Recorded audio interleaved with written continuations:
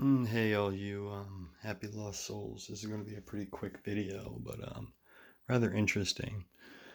So, in many of my videos I've discussed the vast timeline these artifacts kind of spanned, probably 60,000 years ago all the way up to 300 years ago. And they all come from the Pennypack and the Wissahickon Creek. They're like the two main find areas, but about 90% Wissahickon. But what I want to talk about is this tray. These were all found in the Pennypack, but at two different locations. These three were found together, almost placed ritualistically. And this is an extremely... I'm going to put this down because I got to use that other phone to show you guys something. But this is granite. It's a very, very hard tool to work with. You can see the fluting. This was a composite tool. It's dull now. It was probably polished to a high shine. This is semi-precious. Another. It's got two fluting here, and here it's fluted. I don't know. They're very bizarre tools. I don't know really how to place these. And they're old, but they were almost placed ceremonially. These are the three that are incredible. These are magnetite. And this has clearly been worked. It's a hammerhead. And you can see they heat it and pounded it on the back to get this almost side profile, and then it's fluted. It was a hammer. It sat in something. But I think whoever was using this, and the Olmecs, a few magnetized lodestones and pieces of hematite, which oddly we find a lot of hematite artifacts. I have them in another tray. This is before the Greeks, who were probably the first known to work with magnets. This is far, far back. These artifacts are ancient, old. I want to say, 7,000 years ago. From the understanding of where they're found, and you see these people working with the same type of shapes and these very rough, coarse materials. But this magnetite is crazy. I'm going to show you this. This magnetite is so magnetic, and it could have multiple uses, including a primitive, easy to make compass with a little bit of water and a floating object, and something to use as a pin. But if we get this metal detecting app at a certain point, we're at a very high magnetic field, and get this with this magnetite. And certain spots are more load bearing than others. We're getting a pretty high rating. It's weak on this one. This one is extremely high, and it seems that this crease, this point, almost magnifies it.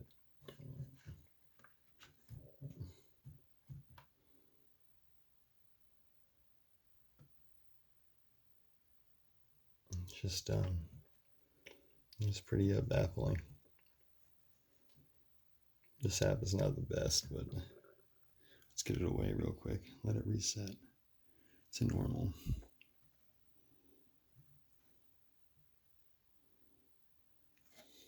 It's time now.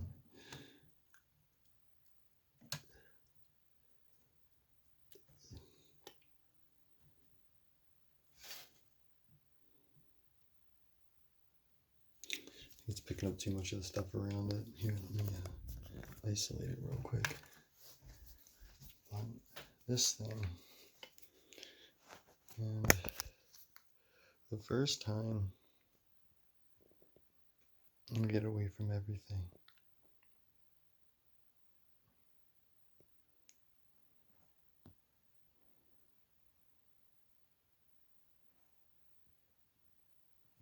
See right in here. Isn't that crazy? So this crease right here has amplified the magnetism. And just the shape of it is so crazy. I don't know what they knew that we didn't. That's my point. The other thing these could be used for is methods to detect ore, especially iron ores, which would lead you to find things like tin. And why tin is so important, that was more valuable than gold, especially during the Bronze Age and the copper woodworking became a thing. And what we find again and again in conjunction with these other artifacts, now this is southeast Pennsylvania. We're about 17, 18 miles outside of Philadelphia. These are the tributaries going to the Delaware. Well, some of them go to the Schuylkill, then to the Delaware, but they all go to the Delaware. But you see what this is right here? This is very tin rich. This is a lot of tin in here, along with some nickel and other things, but a lot of tin. See a ton of tin. And then you get into more of these coppers. A lot of copper. But I think they were mainly after this stuff here. And you find it very pure in certain areas. Just pure tin. The area is rich in all these things. You get your mercury, sulfates, and silvers, and you get this rich paleogorskite clays. These all have large amounts of mercury and silver in them. These crazy quartz knives that are this high, rich in silver. Like I said, the silver mine legend of the Pennypack and of the southeast Pennsylvania, I believe I found the mines because I did. They're not very accessible, and some of them aren't on public land either. So you're not going to get rich, I don't think, on silver, but there is a vast amount of artifacts ranging like from this weird time period where you see all these pressure flaking tools with this obvious, this patina, this artifact patina. I mean, we even have fossilized bones. This is the end of a bone. I'm not great with bones. I can just tell you that this is a fossilized bone that is now rock, but it almost still has this ochre staining on it, which is a practice done by almost every ancient culture that had a spiritual belief. They would just cover the body in ochre, which is like this red mineral. It's toxic, I believe. But you find these pointers like this. Right here you have this pointer that is tin. It's essentially a piece of tin here. And if you use this in conjunction with something like this, you have a compass. All you need is a little bowl of water, or the stream itself. You find these examples of these strange pointers. So, they obviously had an understanding of like iron-rich ore, like this primitive knowledge, like this is a hardened, heat-treated pick. Obviously, you've got the tie down on the back, you got and obviously there's a cutting edge too. This is more for working with wood. And we find this at what I call aka the Salutrian site. This stuff is found at the Terwood site. I have like 6 main sites along the Pennypack. The other creeks I don't really have specific search areas. They've just been walks. And then I'm in Wissahickon Valley a lot. I used to be down there a lot for college too. And I noticed a lot of things. This tray here, these artifacts are from Playwiki and Chamonix. So this stuff and this stuff up top here. And the only other artifacts that I have that are not from the Pennypack in Wissahickon are these two guys. And these guys were found in a plow field right near the Little Neshaminy, which is one of the tributaries off the Neshaminy. The Neshaminy literally, I think it translates into stream of mirrors, or stream that mirrors, or two streams, because it doubled back on itself so much. It's almost like there's always two streams when you're in the Chamonix, or there's just one there, and if you cut across the woods, there's another stream running next to it. It's very odd, but it's just how much it bends and winds. That creek consists of this high quality green stone. Some people call it poor man's slate. And you see this beautifully just flattened and polished sharpener, multiple edges. You see these crazy little pokers, and This area is very rich in beaver. There's still ancestral beaver in this area, so obviously there's a lot of that going on. This was found at a PlayWiki site, and as soon as I walked down, I saw this big goosehead effigy stone, and it was on top of this like mound type thing with a little path that went down to obviously an old fishing site that was ancient. And you can tell by how rocks are stacked, and there's old weirs even from colonial time, and then yada yada yada. But you find stuff more of the Delaware tribes. You find these little tiny points that were more for like blowgun hunting, little small prey, even fish possibly. And then you find these things very cool when you can find something that's been working as a hole through it like that. But yeah, very cool. There's tons of artifacts in this Chamonix. That place is loaded too because there's spots, And I've had videos prior that have spoke about how you find artifacts. Go to meandering streams that have Native American place names. Find old religious areas near water, because sad to say, but where one culture worships, when a new one comes in and wants to get rid of the old ideas, they put the religion right on top of the sacred sites of the prior to erase the idea of them. You can also look at some of the plant life. You can look at the way the stream flows. Fishing holes in meandering creeks have been ancestral a lot of times. Now the pennypack changes like crazy. There could be an island there one year. We used to go to a place called the Island near the one artifact site. It's a beautiful little island, and it was clearly a man-made weir that went around it in ancient times, or it was an old beaver dam. And when beavers got hunted and killed almost to extinction during the craze for beaver hats in Europe, drove the price a couple times higher than gold, created the beaver wars and French and Indian wars and the continual exploitation of resources. I mean, it started way back with the early settlers getting to Roanoke, and the first thing they saw was sassafras, and oh my God, they're rich on sassafras because that was the cure then, or the thought to be a cure for syphilis, which was wreaking havoc. So sassafras was like the first big export exploitation.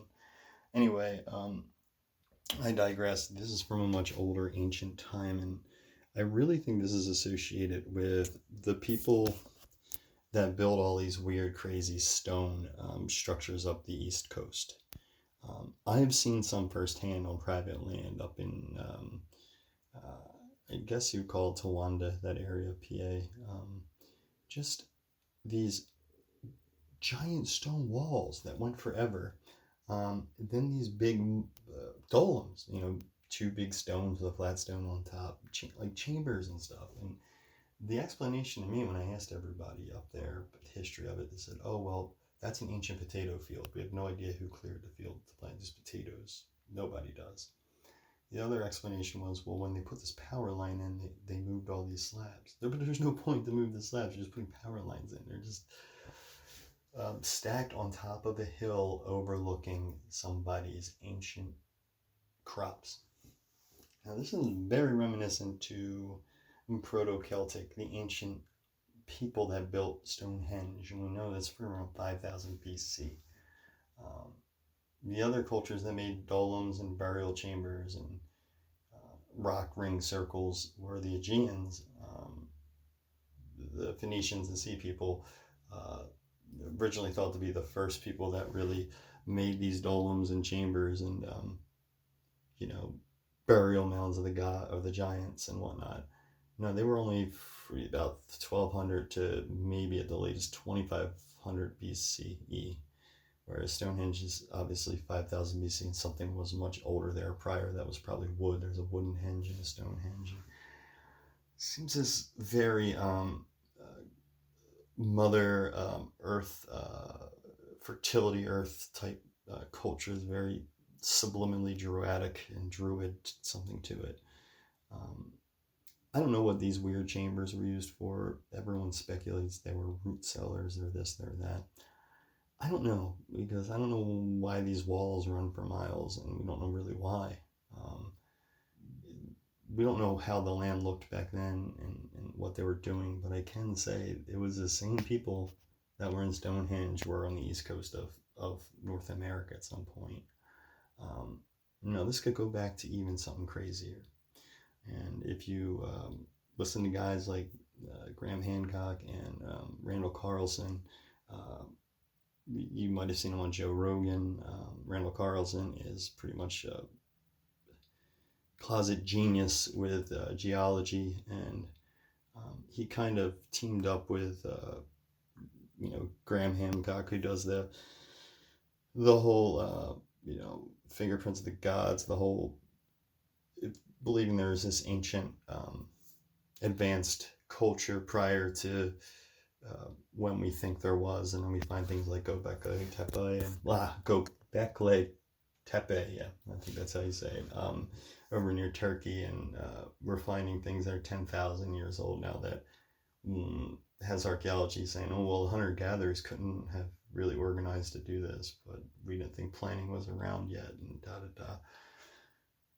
we don't know because we weren't there. We don't have a time machine, and a lot of crazy things happened. You see this crazy decline in Mesoamerica in like 1000 AD. Everything just collapses, including the Mayan civilization. Well, that was right around when Krakatoa happened, and it created like a nuclear winter for years. I think maybe they got upset with their gods when the sun stopped shining, and they kind of turned on their elite or ruling class, kind of overthrew everything from these mound cities. And that's what I want to get into. These magnetite artifacts, they're found in mounds down in Poverty Point, but they're more like plumes for fishing, or weighted plumes. But it is the knowledge that this is venerated, the knowledge that cutting this stone like this enhances the magnetism exponentially. This was probably just dipped into thing. This is probably so cherished, and it was left with these other artifacts together. And this amazing piece, it's almost the effigy of a head, but it is a pointer, and it is magnetic. And kind of the same exact magnetite as this here. And another piece of magnetite that has to be cleaned more, but you see the sparkle. This and this were found right near the Solutrean quarry site. But there's also, in that area, there's a lot of mounds on top of hillsides overlooking streams. And the crazy thing about the Solutrean quarry site, and I'll do another live video at the site, there's this crazy stone, like megalithic looking bench, I call it the throne, that sits on top of the hill that overlooks the quarry site, almost as if in ancient times there was somebody driving people down there to quarry the rock. And this stone trade was crazy then, but it looks to me, with things like this, artifacts like this, that the Mesoamerica was much more widespread. You had Gahota, this crazy mound city, where we can see the evidence of these crazy structures and mounds, but there's mounds all over. There's mounds in Pittsburgh, there's mounds in Lancaster County. There's probably been tons of mounds around. There's mounds around here that have been knocked down, or they're on private land, and these people just don't care about it enough. But these artifacts here, this extremely magnetic, for lack of better terms, it's a magnetic hammerhead. But I think they had this deeper purpose. I think they were used for navigation. And I think what you see with these people that built Stonehenge and built in I guess it's Vermont, or the Stonehenge in America, which looks extremely Mithraic, because there's a chamber that literally looks like it is for a Torabolium, which is like the baptism of, you see the bull again, which is this carryover, and it goes into the Aegeans, it goes into oh god, I can't even think, the Minoans, who worship the bull, is ancient, and then the Mithraic, it was weird, they like kept their worship of the bull, and they're like ritualistic pagan ways, but then they had this Christ-like figure with a different name that I can't remember. It's just a bizarre cult, you know.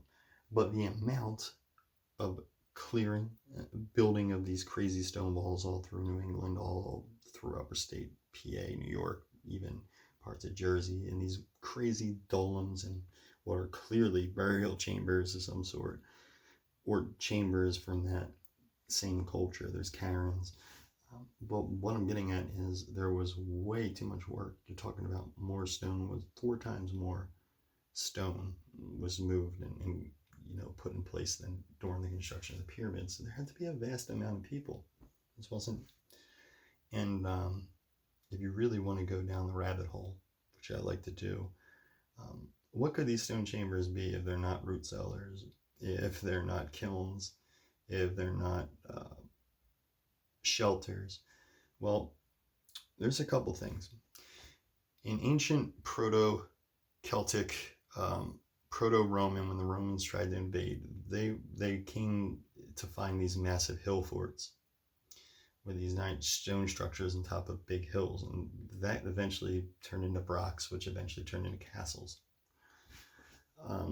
You see a lot of like hill fort type construction going on, and you would see these hill forts constructed at the site of a town or a village or an area or kingdom that needed protection. And that is almost Dark Age, like 300, 200, 400, 500 AD, time where nothing's written about. People were on the move then. The world was not in a good place, and boats got a lot better then. So could it be from that time? No. I think this is much older. This is from something that I don't know. This is from the people that built those Stonehenges over there. Maybe this had way better boats, or if you're into Randall Carlson's notion that like the Mid-Atlantic Ridge, the Azores, sunk and went down 10,000 years ago. It was this ridge, there's this whole almost continent that was in the middle of the Atlantic that just sunk. And this matches the legends of the Irish, the Britons, that an island known as High Brazil sunk, and it comes sometimes rises, filled with these advanced gods, magicians, with all kinds of technology. It was in the middle of the Atlantic, it sunk. They were advanced, they were raiding the Egyptians. There was speaking Homer's epics about wars 10,000 years ago with the 10 kings of Atlantis. And the Atlantic Ocean is named after the Atlanteans. If that were the case and the island sunk, a lot of people would still be on boats, because a lot of these people spend a lot of their lives on boats. And I think even prior to them sinking, they had created colonies over here and colonized the coast, just like they did everywhere else in our maritime culture. I think they influenced Mesoamerica, South America. I don't know who these people were, beaker people. I don't know what you want to call them, but they didn't quite work with metal, but they were getting there. And they were leaving things at the streams as offerings. And then I believe the culture a couple thousand years after that came along, Native Americans, when they settled the area, saw all these beautiful things left areas, or they just practiced and worshiped the same thing because of the importance of it. Remember, the pennypack is well-born. It comes from natural water born under limestone aquifers in current Warminster, Pennsylvania. It bubbles up out of the ground and branches out into a spider web, into a watershed. And the main stream eventually goes to the Delaware. It flows uphill as these dark pools that just seem to go forever. They could be cenotes because there's a lot of caves back there. We know the Mayans worship this, and we know this is a very Mesoamerican thing. The Olmecs use this. The people down at Poverty Point, along Tennessee, right near, I think Mississippi, right near UCLA, or US, the University of Louisiana.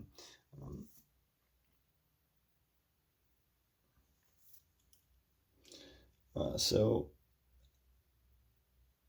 strange stuff. I don't know if anyone else has found magnetite artifacts, but that is extremely rare. This is a naturally occurring magnetite. Now, I can tell you the only place we can really get that close to here would be upper state New York, near the falls, which would kind of feed into the Susquehanna notion, but it also just feeds into a notion that someone knew about this and exploited it. That's not the only magnetite, that's just where it commonly is around here.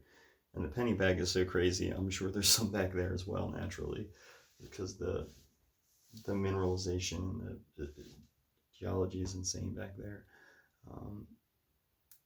So as to with the Wissahickon, and as these watersheds mingle with one another, so does their geology. But we see the same people, the same area, and when I saw that ancient Olgum in right near what appears to be a collapsed chamber with a dolem-like entrance with the two big slabs, right near this crazy place called Devil's Pool in the Wissahickon, my mind started rolling, and then you just can't explain all these structures that are identical to what you see and we could test it. There's different ways to test, different things. These people are crazy navigators, though, and that's what I want to get at. They're building these things a lot of times for navigation, and the druids or priests or whoever these people's elite were the ones that held the knowledge of how to use the stars to get us back home, or how to get us to this place or that place. And this would be extremely important in aiding them.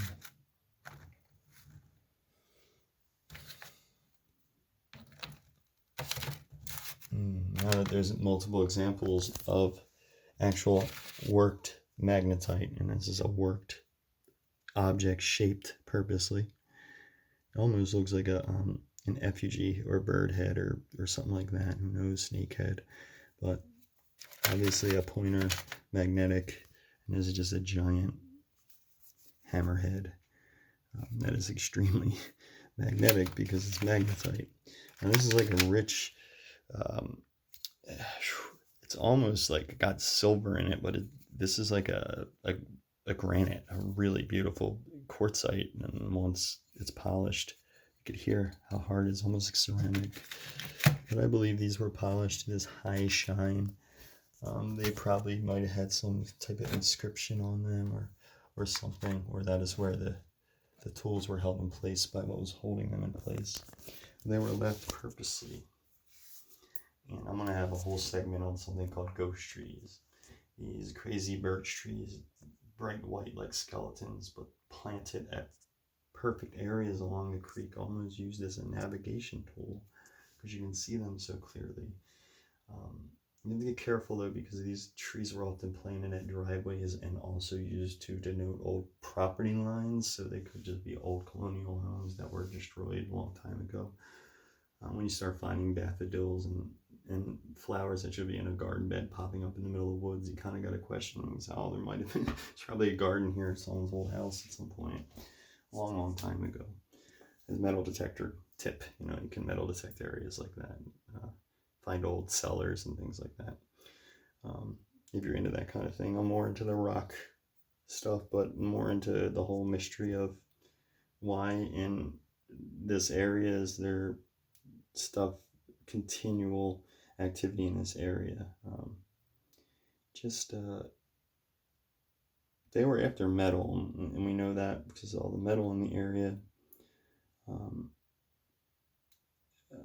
But to find these primitive prospecting / navigational tools being clearly understood and used is mind-blowing. And I really think that's from about just where and how it was found.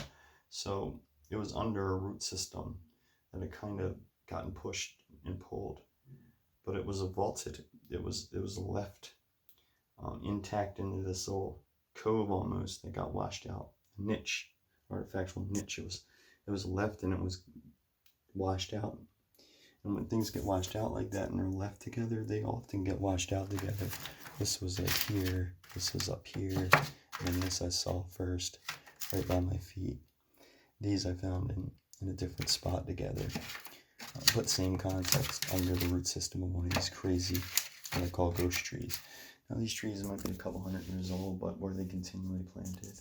We know the Susquehanna buried their people along streams and mounds a lot of times with the seeds of a tree in a sack, and the tree would grow out and consume their body. This is how their kings and leaders would be buried. So I had this weird theory about these ghost trees. They could also be connected to something colonial. Like I did a few of those things on the Knights of the Golden Circle. But a lot of cultures worshipped and loved the forest and the trees, especially the Celts. I mean, their whole language of Ogham was based on trees. Their naming system for their people were based on trees.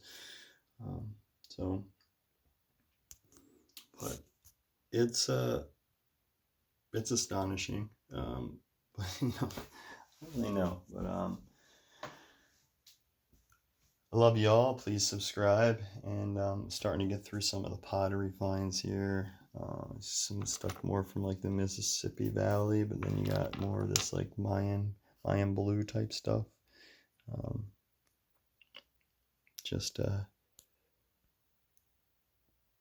Turn that brightness up a little bit.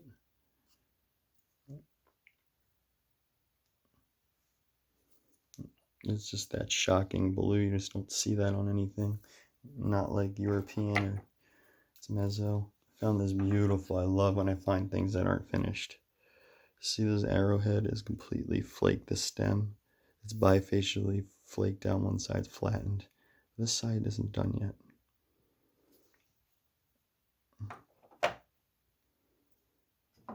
And I really see this bright red stuff running. This was reacted bright red to a silver test because I knew there's silver in this. This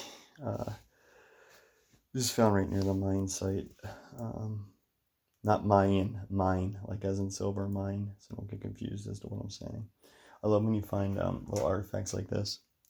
And you know that it's an artifact because of the patina. It's been so worn by somebody's fingers and all that smoothing and that shining. And this is just this is a stone for throwing at prey or a slingshot type stone.